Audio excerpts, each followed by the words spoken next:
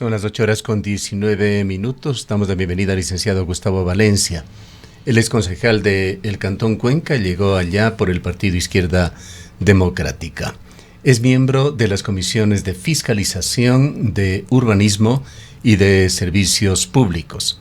Es el concejal que investigó este tema de esta fraudulenta compra de MOVEP de un terreno que partió de un valor aproximado de $160,000 y al momento en que se le declaró, valga la redundancia, como de utilidad pública, valía ya casi $5 millones. Quisiera iniciar este diálogo primero felicitándole por su acucioso trabajo, una labor que tienen que hacer los concejales, que tienen, así como los legisladores, que legislar y que fiscalizar en el Consejo Municipal. Y quisiera iniciar con este tema que es muy doloroso, muy delicado para la ciudad, pues Cuenca ha tenido una fama, un prestigio diferente y no son frecuentes graves irregularidades como la presente, que despojan en definitiva a la corporación municipal. Despojaron de unos $4 millones aproximadamente de dinero de los contribuyentes. ¿Qué señales iniciales, Gustavo, le llevaron a usted a revisar este proceso? ¿Cómo se enteró usted de las inconsistencias en los avalúos y compromisos previos sobre este terreno? Buenos días, Gustavo, Rosana, al equipo de Antena 1, un saludo y mi reconocimiento y felicitación por la presentación y todo ese trabajo acucioso, reconociendo que siempre usted ha sido una persona que hace investigación, que le gusta llegar a los datos y no solamente escuchar posiblemente el relato de quienes hacemos un poco la política. Gracias. En el proceso de transición, evidentemente uno recoge información y sobre todo a veces hay amigos que me despertaron las sospechas de este tema, me relataron qué es lo que sucedió, me relataron inclusive que vieron cuando salieron con funda de dinero llevando, ¿no? Entonces desde la EMOF. Entonces me quedó la inquietud y apenas ya estuve en funciones, pedí toda la información. El proceso de fiscalización no es un proceso elemental. No es que yo me entero esto hoy día y voy mañana y presento una hojita en la Contraloría y por eso nunca termina cuajando los resultados como hoy lo ve. De hechos que se dieron hace 8 años. En el 23.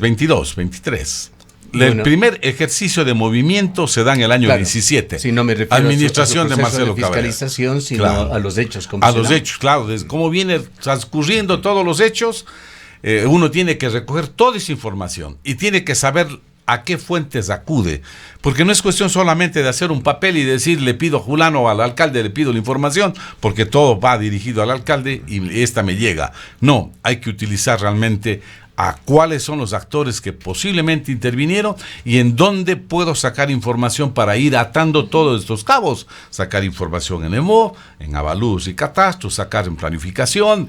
Y a eso añadirle, Gustavo, las dificultades para ello, porque no es que uno va, solicita la información e inmediatamente a uno le entregan, le abren las puertas para entregarle la información. Bueno, yo no niego, a mí me han entregado toda la información. El proceso que tiene usted ir armando, ¿no? Nos tomó varios meses, yo presenté esto en septiembre del año 23, 495 fojas, y que evidentemente fue objeto también en su momento de muchos ataques, porque presumían que esto iba a quedar en el aire, de que al final no se iba a descubrir todo lo que estaba atrás. Cuéntenos un poquito de esos ataques, ¿de qué tipo fueron? Fueron los ataques en el sentido de que esto es un invento, de que es muy fácil comprar una propiedad y tantas cosas que se dijeron.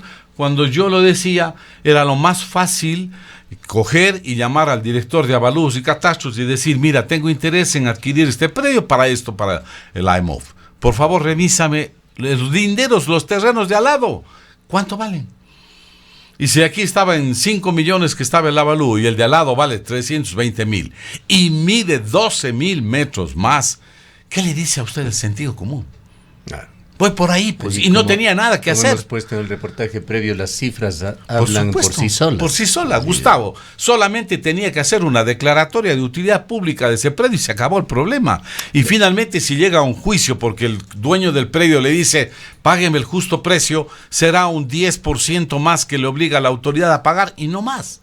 Es decir, no llegábamos a $360,000 y no haber pagado 4.600.000. Es decir, ahí hubo realmente un contubernio, porque si usted lee, por ejemplo, Gustavo, las conclusiones de Contraloría, evidentemente pues actúa planificación, actúa quienes estuvieron en Avalúos y Catastros, estuvieron los de la EMOV. Claro, esto no obedece pensando o dando cualquier beneficio de la duda, pues la justicia así lo exige. No. Esto no obedece a errores de una persona. Y pensando mal, pues todas las evidencias apuntan así, o pensando correctamente, más bien diría, es una verdadera conspiración que se ha dado en el municipio y en el MOVP para poder posibilitar todo esta trama, una trama compleja, para finalmente realizar esta gran estafa pública. Así es. Permítame dar lectura de las conclusiones, Gustavo, sí. Porque ahí vale decir, no es lo que el Conscal dice, es lo que dice la Contraloría. Y la Contraloría dice lo que dicen los documentos. Que vale la pena decir que estaría ratificando lo denunciado por usted. Así es. Dice, el proceso de expropiación del predio para el Centro de Retención Vehicular de la EMOVP se realizó con un requerimiento de necesidad que no definió su finalidad para arriendo o compra, utilizando como respaldos memorándums que no daban cuenta de un análisis de prefactibilidad y factibilidad técnica y económica, sin realizar el anuncio del proyecto. Es un tema grave. Este es un punto clave, el anuncio del proyecto. Es grave. Tiene que incumbe al alcalde obligadamente, además de que pueden abrirse concursos, licitaciones para que se consideren las diferentes alternativas, así que exista además ese derecho público a estar informado de en qué el municipio MOVP está utilizando la plata de los contribuyentes. No, así mismo se lo hizo ocultando las cosas hasta el último momento. Así es, no hubo anuncio del proyecto. Y escuche esto, de manera directa con un predio que tenía compromisos de afección adquiridos por parte del propietario anterior, sin contar con otras alternativas, ni estudios técnicos, económicos y ambientales, debido a que el gerente de control de tránsito y transporte generó el requerimiento prescindiendo de los estudios de prefactibilidad y factibilidad, análisis de alternativas, y que el gerente general realizó el trámite en esas condiciones sin solicitar los mencionados estudios de alternativas. Algo más añade cuando dice: el subgerente de asesoría jurídica emitió un informe sin asesorar respecto al anuncio del proyecto, impidiendo que el MOVP pueda escoger la mejor opción de conformidad a sus intereses, y que por ello, de forma posterior, se contrate una consultoría para realizar los estudios de un proyecto de multiservicio en lugar de un centro de retención vehicular. Y habla sobre los directores. Los directores generales de los departamentos de avalúos y catastros y planificación territorial del Gobierno Autónomo Descentralizado Municipal de Cuenca emitieron informes con irregularidades de avalúo y uso de suelo, ocasionando que la MOVP adquiere un terreno que no tenía las condiciones requeridas para el funcionamiento del centro de retención vehicular, y que se haya pagado un valor que no brinda certeza sobre la pertinencia de su avalúo, debido a que los indicados servidores municipales no revisaron la información antes de emitir sus respectivos informes. No es que no revisaron, no quisieron. ¿Cómo se llega al punto culminante en donde se hace la declaración de utilidad pública de un terreno? ¿Quiénes intervienen en ese paso final? Bueno, básicamente entiendo yo que estuvo a la cabeza el alcalde. De esto tenía conocimiento el vicealcalde. Usted no se olvide que el vicealcalde de la administración anterior formó parte del GAD de San Joaquín, y él conocía de principio a fin los compromisos que hoy señala también la Contraloría de un terreno de 4.000 metros, ¿no? Hoy la MOVP está obligada moralmente a entregarle esos 4.000 metros del predio al GAD de San Joaquín. Era un compromiso. Y ellos están a la espera de que eso se cristalice. Es más, los vecinos del lugar, con todos estos informes, no están conformes con el funcionamiento del patio de retención vehicular, y el EMOV va a tener que hacer otra inversión para sacarlo de esa zona, que ustedes, como la conocen, es una zona de desarrollo de un urbanismo de primer nivel, y por lo tanto eso les es incómodo al vecindario, ¿no? Es decir, eso va a tener que salir de ahí. Una inversión de $4.600.000, a pesar de que el municipio maneja un presupuesto que ahora bordea los $300 millones. ¿Cómo no? $4 millones es mucho dinero para el municipio. Y sin duda esto debió haber trascendido a través de todas las esferas de gobierno del propio municipio y de control. Sin duda alguna. Mire, no es la plata del municipio, a la final es la EMOV. Es de MOVP. Es del MOVP, por supuesto. Pero el municipio tiene control. Tiene control, tiene concejales. El alcalde es el presidente del directorio de la EMOV. El alcalde es el presidente del directorio. ¿Y cómo no hacer unas observaciones tan elementales, no? Hay cosas adicionales que vienen en el desarrollo del informe. Por ejemplo, cuando le dice a la directora general de Avalúos y Catastros del GAN Municipal de Cuenca, emitió el informe del avalúo del predio que estaba en proceso de expropiación por parte del EMOV por valor de 5.163.000 y algo más, basado en una valoración de suelo rural del SINAT, sin verificar que los valores fueran reales, ni exista un informe técnico de la inspección que ella solicita al tratarse de un avalúo especial para expropiación. Es decir, ella pide una inspección, no se da la inspección e igual califica. Y esta misma funcionaria, Gustavo, permítame que les recuerde, ella fue la que hizo el reconocimiento de ese incremento de terreno para la Dundee Precious Metals en el tema de Quinzacocha. Claro. Es la misma funcionaria, Gustavo. En los medios de comunicación no somos ni de lejos jueces. Estamos nosotros, sí, obligados a informar con la mejor información, con la mejor calidad de información que podamos, pero es necesario justamente por eso puntualizar algunos nombres, pues no podemos caer en lugares comunes. Muchas personas han pasado por estos cargos de director de avalúos de catastros, director general de planificación territorial que usted ha mencionado, y por supuesto de alcalde, vicealcalde. Todos ellos derivan de una decisión tomada en las urnas, es decir, son nuestros representantes públicos por acción directa para el caso del alcalde, por decisiones internas para el caso del vicealcalde y por decisiones del propio alcalde en cuanto a los funcionarios. Y es importante mencionar, no los acusamos de nada, pero sí quiénes eran las personas de supervigilar el correcto manejo de estos dineros. Por supuesto que está en la cúpula el alcalde Pedro Palacios, está el vicealcalde Pablo Burbano, quien tuvo, como usted ha mencionado, una dualidad. Además allí pues era representante de en San Joaquín de... Él fue anteriormente miembro del GAT parroquial de San Joaquín. Del GAT parroquial de San Joaquín. Y en los cargos que usted ha señalado, director de avalúos y catastros, estuvo entonces Silvia Pilar Urgiles Martínez, como director general de avalúos y catastros, Diego Javier Sarmiento Larriba, otro de los cargos que usted mencionó, como director general de planificación territorial, Cristóbal Leonel Chica Martínez. Ciudadanos que tienen que responder ahora por los hechos, pues tenían cargos de alta responsabilidad y relacionados con todo lo que sucedió allí en el municipio.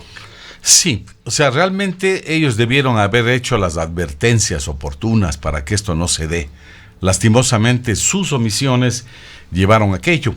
Ahora, yo no sé si fueron básicamente unas omisiones deliberadas, a propósito o porque recibieron disposiciones de lo alto. Esto ¿no? Tendrán que determinarlo los jueces. Eso tendrá que ya irse a otro ámbito, la misma Contraloría. Yo sé que en privado ellos emiten las sanciones administrativas o pecuniarias al tema. Aquí hay un perjuicio a la ciudad de más de $4 millones. Eso nadie puede negarlo. Esto está a la vista. No es un tema que yo me estoy sacando de la imaginación, sino es el proceso de fiscalización y hoy la ratificación de Contraloría, que este es el organismo que realmente hace el auscultamiento y hace el seguimiento. Usted le ha entregado una copia del informe para que lo lea, porque hay que enriquecerse de todo este proceso, ¿no? Para poder aprender y saber cómo se hace una fiscalización y cómo coincide todo lo que yo declaré hace 2 años y más con lo que hoy la Contraloría ratifica, porque era todo con documento, no puede ser nada diferente. Algo que no queda claro, es amplio el informe de la Contraloría y no se puede deducir de allí. EMOV EP venía ya utilizando en forma previa este terreno en calidad de arriendo. Este predio estuvo en arrendamiento. El mismo predio. Este mismo predio, en la época cuando fue alcalde Marcelo Cabrera.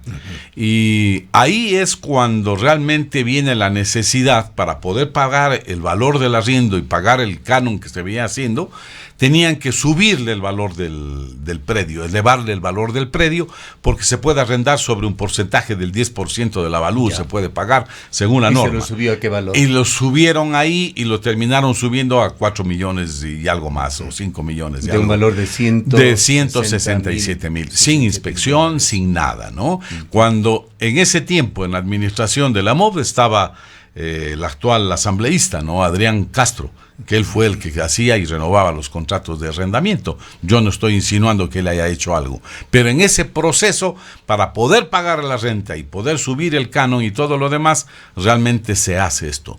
En esto hay muchas cosas que decir, Gustavo, porque inclusive la empresa que le vende a la EMOV no tenía todo el derecho de propiedad, tenía una escritura de compromiso-venta con el propio dueño. Pero claro, ese compromiso de compra y venda le daba la propiedad para ellos. Claro, que es una acción que no tiene por qué ser ilegítima, pero tiene que seguirse los procedimientos legales, entre ellos el anuncio que usted ha señalado. En un punto dado, EMOV EP debía anunciar públicamente su intención de comprar un terreno para tales fines. Claro, nunca lo hizo. Tiene que socializar, ¿verdad, Gustavo? Claro, que ahí se va a la consecuencia que trae es que además congela los precios que no pueden ser sujetos a especulación. Así es. Yo en todo el proceso había tomado inclusive los precios de todos los predios alrededor de este terreno para saber. Y el área como área de influencia, ¿no? Entonces, oiga, por sentido elemental, cualquiera que esté en la posibilidad de tomar esta decisión, mira los precios de al lado, pues, Gustavo. Pero hombre, eso lo hace cualquier persona, no digamos alguien que está administrando dineros que son sagrados porque son de la ciudad. Pero se fueron por esta opción y realmente movieron todo lo que tenían que mover para llegar realmente a ese valor y pagar ese valor. Claro, penosamente en un perjuicio una cantidad, una cadena, un rosario de acciones que se cumplen dentro de la corporación municipal para facilitar esta compraventa. Yo entiendo, pensando mal, Gustavo, yo entiendo de que inclusive esta negociación debía haberse cuajado en la administración de Marcelo Cabrera. Lastimosamente, Marcelo Cabrera no alcanzó la reelección. ¿Hasta dónde avanzó este proceso con Marcelo Cabrera y desde dónde toma la administración de Pedro Palacios? Básicamente hasta el cambio del valor del avalúo que se hace en ese tiempo, en esa época, y ahí termina como arrendamiento, nada más. Yo entiendo que luego... Es decir, esto es finales del año 2017. Del 19. 19. Marcelo Cabrera termina el 19. Ya, pero la elevación, ¿verdad? De acuerdo con los documentos, el 17. Se la hace en el 2017. En el 2017 se hacen los cambios del avalúo, sí. Y entiendo que no alcanzó el tiempo para negociar en esa administración y viene el interés ya en la administración subsiguiente de venderle porque el terreno lo venía ocupando el EMOV. ¿La compra-venta se perfecciona cuándo? Ya se perfecciona en el año 23, me parece. Con firma de escrituras. Con firma de escrituras, con todos los documentos. ¿Qué nos puede decir usted sobre la compañía vendedora Esverendinmov, que revisando escrituras en la Superintendencia de Compañías tiene como socios a Esteban Abad, Carlos González y Esteban León, compañía que ha sido disuelta ya en el año 2022? Así es. Mire, esta compañía tenía mucha incidencia en el EMOV. Desgraciadamente, a mí se me ha quedado todavía, y soy el serio en manifestar, varios procesos de fiscalización en carpeta, porque ellos no solamente le vendieron el terreno, ellos eran proveedores de linternas, de chalecos, de uniformes, casi de todo. Casi todo lo que demandaba compra EMOV era esta empresa o eran los socios de esta empresa a través de otras empresas que tenían los que realmente suministraban y proveían a la EMOV. Pero claro, el negocio grande estaba en el terreno del EMOV y en ese fue en el que realmente me centré. Y puedo decirle lo que le acabo de decir porque tenía documentación y estaba haciendo toda una serie de seguimientos realmente a esta empresa, ¿no? Pero al final del camino, quienes pusieron a la empresa en manos fueron quienes manejaban la ciudad, pues. O sea, no hay otra alternativa. Evidentemente. O sea, ¿quién pone y nombra jefe de avalúos, de planificación, gerente del EMOV y todos los subgerentes y todo lo demás? Es una sola autoridad. Él asume una responsabilidad, además que es presidente del directorio. Además que es parte de los filtros que tiene que pasar una negociación de este tipo. De ese tamaño. De tanta información, de tantos documentos que han tenido que entrar para configurar esta investigación, Gustavo, ¿qué informes considera usted los más graves en cuanto a irregularidades y por qué? Bueno, todo ese proceso hecho en el año 17, en donde se hicieron, como yo le había manifestado, toda una serie de simulaciones, ¿no? Una serie de simulaciones. Yo puedo indicarle, por ejemplo, en esta hoja, ahí está el cuadro, cómo comenzó la evolución del predio con un valor al principio de 6.975, ¿no? Al año 2017, 167.216, como usted lo señaló en su video, y luego termina en el año 23 en 5.157.000, sin inspección, sin haber ido al sitio, sin haber clarificado el uso del suelo, sin haber hecho ningún tipo de análisis, se pone la cifra a conveniencia de. Y al final termina en lo que termina. Es una de las cosas más graves. Realmente no se hace el anuncio del proyecto. Es decir, el alcalde no hace el anuncio del proyecto, por lo tanto, la ciudadanía no se hace socialización, se elude todas las cosas y todos los pasos que son imprescindibles para contratar, se eluden, pues, Gustavo. ¿Cuáles son los mecanismos para el avalúo de un predio? Entendemos que incluso un ciudadano por iniciativa propia, porque considera que está mal evaluado, puede pedir una evaluación a la alza o a la baja, Gustavo. Pero cuando es con una ruleta rusa en realidad que dispara un precio, ¿cuáles son los filtros que debería pasar dentro del municipio? ¿Cuál la cadena de control para que se tome una decisión correcta? Mire, el ciudadano dueño del terreno, evidentemente ellos sí ingresan una solicitud para que se haga el reavalúo. Y él en algún momento señala que ha habido mejoras o algún tipo de construcción, señala en su solicitud. Pero para eso viene el tema de la inspección del lugar, la misma que no se hace, no se efectúa, pese que la directora general de Cabalúos y Catastros señala que es imprescindible una inspección. Pero ella misma luego pone el visto bueno sin que no se haya cumplido con ese requerimiento fundamental, ¿no? Y se haya terminado dando el avalúo en $5.163.000. Es decir, realmente una absoluta irresponsabilidad. Además tenía que mirarse los valores de todos los predios del sector. Y yo no puedo subir solamente, claro, esa petición de parte, ¿no? Le hago un reavalúo, pero le reavalúo de esa manera. Y los terrenos de lado le dejo como están, no les toco.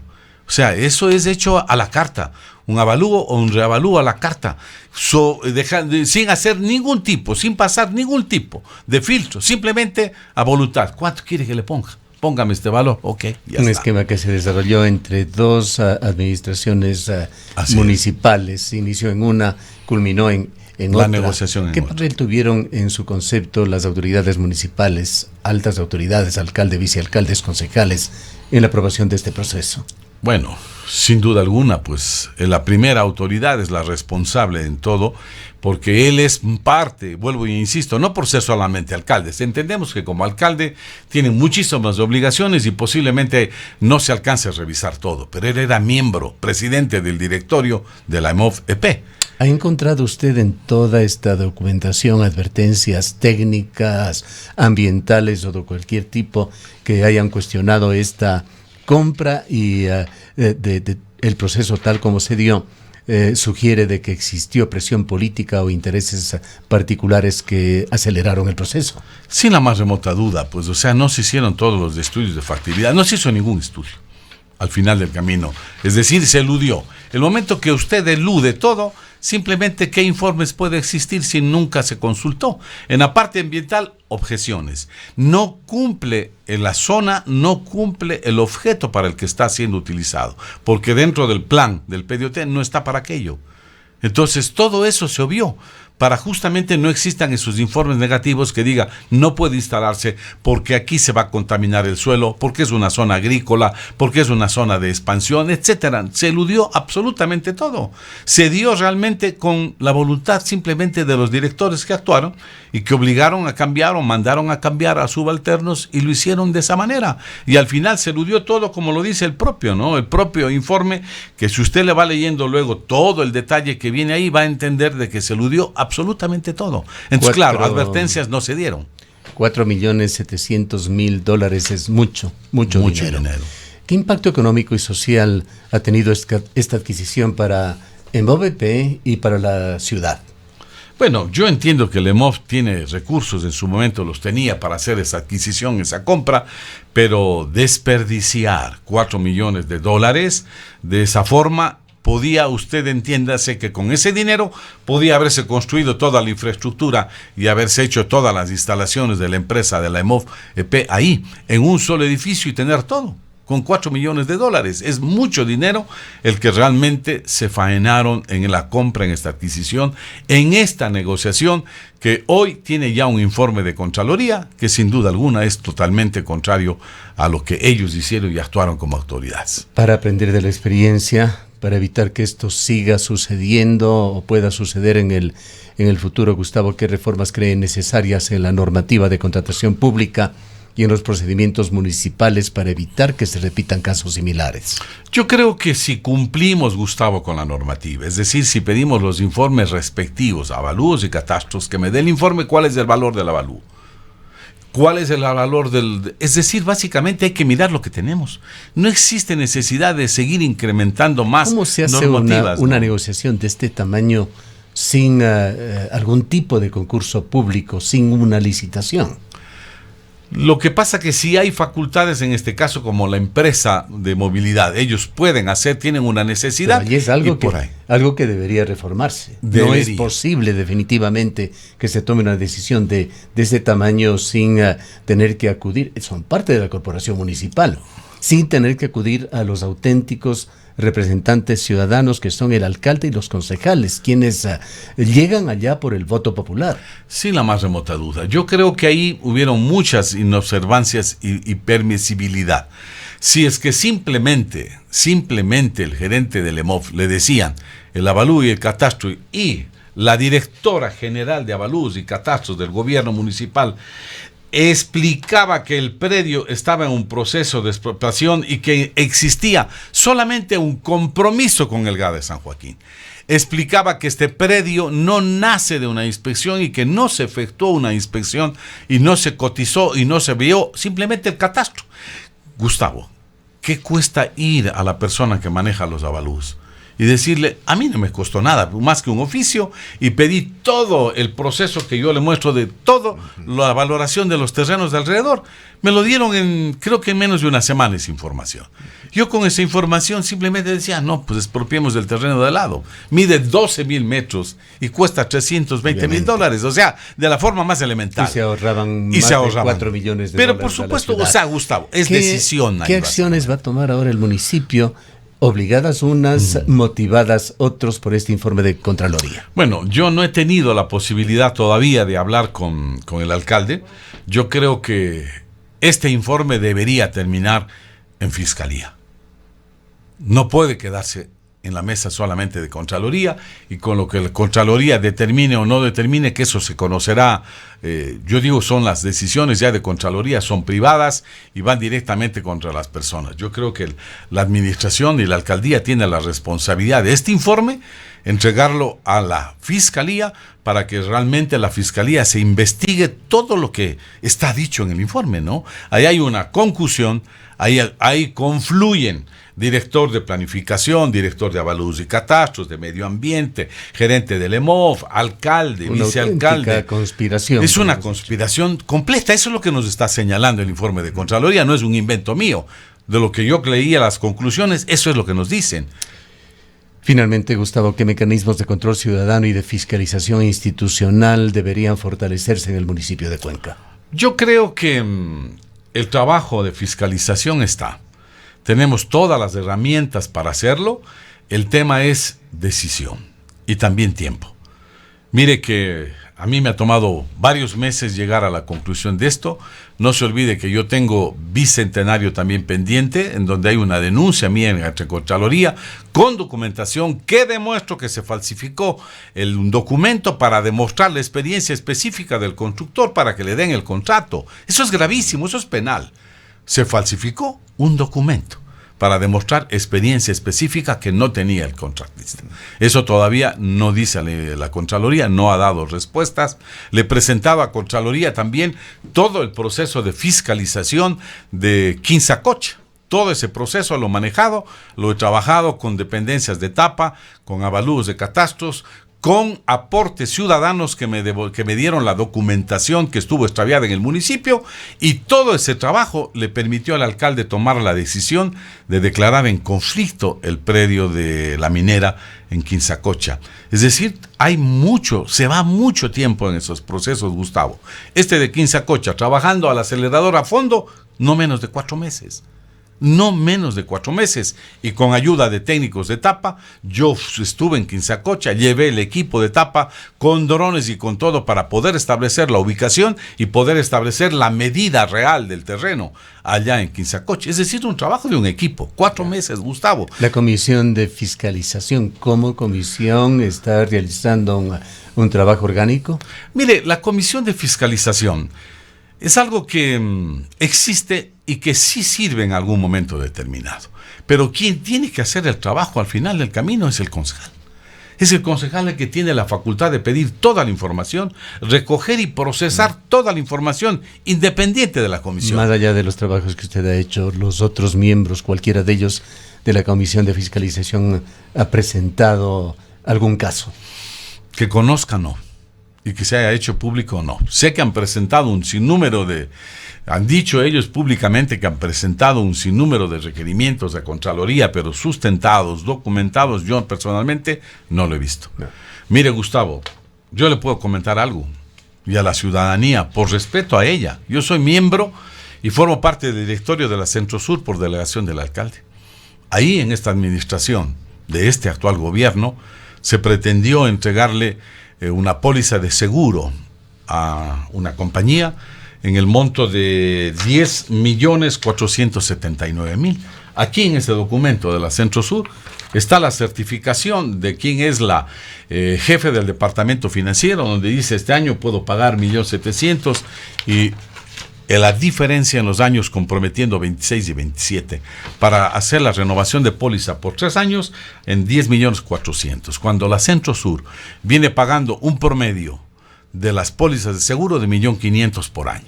En 2 años son 3 millones, en 3 años 4.500.000. Póngale usted que se aumentó porque evidentemente hay más carros, hay más equipos que se aseguran, más infraestructura, 5 millones. A 10 millones yo le llamé a quien venía fungiendo de presidente en la Centro Sur, al doctor Miguel Febres Cordero. Le llamé y le hice la advertencia. Le dije: esto, Miguel, no puede pasar en Cuenca. Esto no lo vamos a permitir de ninguna manera, de que la compañía se lleve por este monto de 10 millones una póliza de seguro donde se incrementan 5 millones sin ninguna justificación, por favor. Y yo entiendo que él intervino y al final se le dio a la misma compañía que yo le advertí a quién era la que iba a ganar, pero ya en 5 millones y un poco más. Entonces yo creo que aquí la Contraloría sí debe intervenir con la comisión. ¿Quiénes hicieron las cotizaciones? ¿De dónde sacaron el valor de 10.479.000, Gustavo? Y así por el estilo hemos seguido trabajando en fiscalizaciones, que es lo que más he hecho dentro de mi presencia como concejal. Y en nuestro próximo segmento justamente vamos a abordar un tema del sector eléctrico que, en cuanto a las cifras, no a la calidad ética o moral, pero en cuanto a las cifras deja como un juego de niños este tema de MOV-EP, con la contratación de unidades térmicas por parte del ministerio. Y déjeme que le adelante algo más, Gustavo. Por eso de fiscalización es picado y es interesante. Estoy terminando ya un proceso de fiscalización con la EMUVI. La EMUVI, asimismo, en año 2017, me parece, recibe la donación. Empresa de vivienda. De vivienda. Recibe por parte del municipio la donación de un predio que lo declaran mostrenco en la zona de Miraflores. Mostrenco lo declaran, le donan a la EMUVI. La EMUVI hace un proyecto de viviendas, edificios, y hoy tenemos un conflicto. Esos terrenos nunca fueron mostrencos, tienen dueño.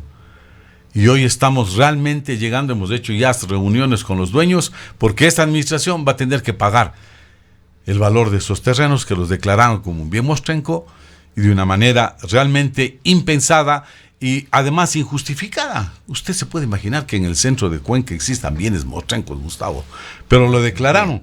¿Por qué no fueron al registro de la propiedad y verificaron la propiedad del mismo? Yo tengo la documentación de los dueños.